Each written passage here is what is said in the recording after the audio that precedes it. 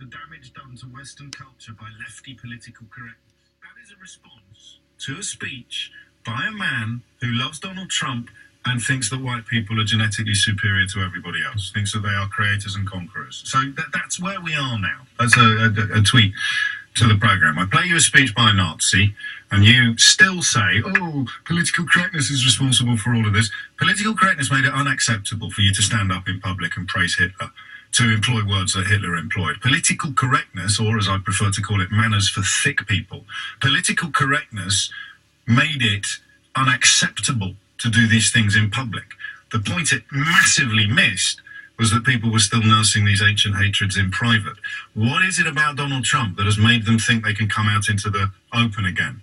I still subscribe to the faint hope that he's not part of the process himself. I think if you've got enough money, he's your mate, actually. I don't think the colour of his skin matters at all. He's been talking about Saudi Arabians buying his apartments for $50-60 million. He said, they buy my apartments, they pay $50-60 million. This is sticking up for the common man, of course. I love these guys. But why do they think he's one of theirs? 0345 6060 973. Something a little different to tell you now. We've got together with Cufflink to take a look at the different options open to savers right now. They're a peer-to-peer lender which allows budding investors to fund part of a selection of property bridging loans by investing amounts from £100 upwards. You can find out more as Darshana Robbel joins Nick Ferrari at breakfast this Thursday morning on LBC. I've got a couple of phone lines free now, 0345 6060 973. I think I've done my bit of self-flagellation now. I'm not going to read out any more tweets or texts saying it's all my fault that we've got a white supremacist cheerleading for Donald Trump in Washington, D.C. I want to ask this question, okay? Why do white supremacists love him so much if he is not what many people increasingly fear he might be? That's the question. What is it that they're missing? Don't talk to me, talk to them. Talk to the guy doing the Hitler salutes in that room in Washington, D.C. Say, no, you've got it all wrong. Trump's not a white supremacist. I can prove it to you. Go try that. I don't think you'll take up the challenge. I don't think you can. I don't think anyone can. I can't. Sam's in Twickenham. Sam, what would you like to say? Morning, James. Yeah, first of all, echoing what Asif said, keep it up. I do enjoy it. And it's useful, and we need to hear this. And he's the establishment now. You know, everyone's saying it's anti-establishment Trump being in. He is the establishment. He always has been, and now he's president. So we need journalists on his back. As for what, well, I should be the target audience, really. I'm a young white man, so I should feel... Are you a creator and a conqueror, Sam? No, although having done history at university, I learned all about them, and it means they usually need the people that they seem to hate so much to help them conquer and corrupt and generally make the world a worse place. So, no, I'm not a conqueror, fortunately enough. Do you see the appeal? I mean, what sort of person would you need to be to find that rhetoric attractive? I think it's people... Apart from a white person, obviously. Yeah, I think that helps in white supremacist groups. I don't know. I mean, it's something that's been there for a very long time in America. He was endorsed by the KKK leader on his way to the White House. So it's not. Yes, this is the point. In the interest of balance, that I point out that Hillary Clinton also had support from somebody who used to be involved in the KKK. The difference is that he disavowed and disowned his past and expressed shame and disgust at it, whereas the man that endorsed Donald Trump still fully subscribes. David Duke still fully subscribes to the ideology of the KKK. But I mention that because that is balance, right? So what's not balance, what's post-truth, and it's important, or what's inconsistent, it's important to redraw the map on this.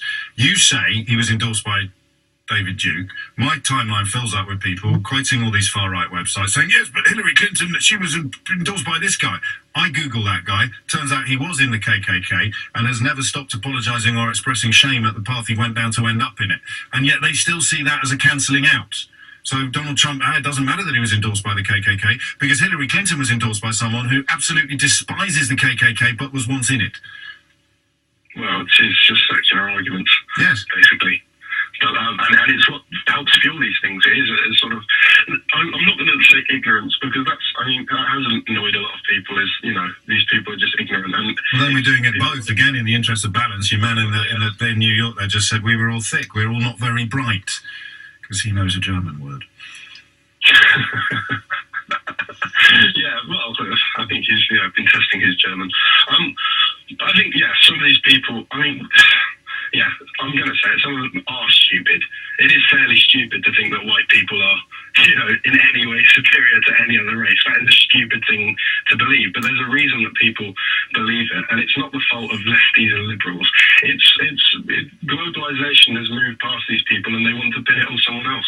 That's what helps raise racism in every era, is the fact that people are moved on, and you need someone to pin it on. And don't pin it on the rich elite guy who's running for us, the rich white man. Pin it on the poor people who are trying to come to this country and make a better life for themselves. I'll ask you this question, albeit that you're not part of the constituency that needs to answer it.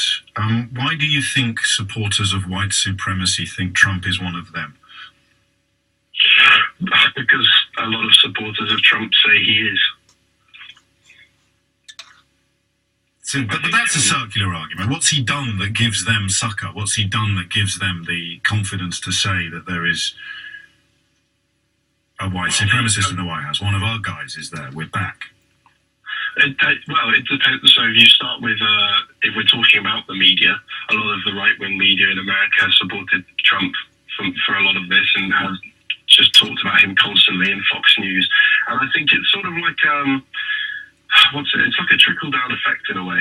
So you have, Fox News starts to talk about him, he's nice like that. Then you have the sort of right-wing journalists, like the right-wing journalist organisation who's now in the White House with Trump, which is equally worrying. And they will start to sort of say, because he supports these things, that means he also supports this. And it just starts to add and add. So by the time that you get filtered down post-truth news, if we're going to call it that gets to people, it's Trump wants all Mexicans out, all gone, these are actual laws we can carry out, and he's speaking for us. And so I think it's just sort of, it's gradually going down and down the pyramid of hate. I'm going to call it the pyramid of hate. The pyramid of hate. And that does trickle down in a way that money, which the same people sitting at the top of that pyramid tell us money trickles down. It doesn't. 10:57 is the time. 034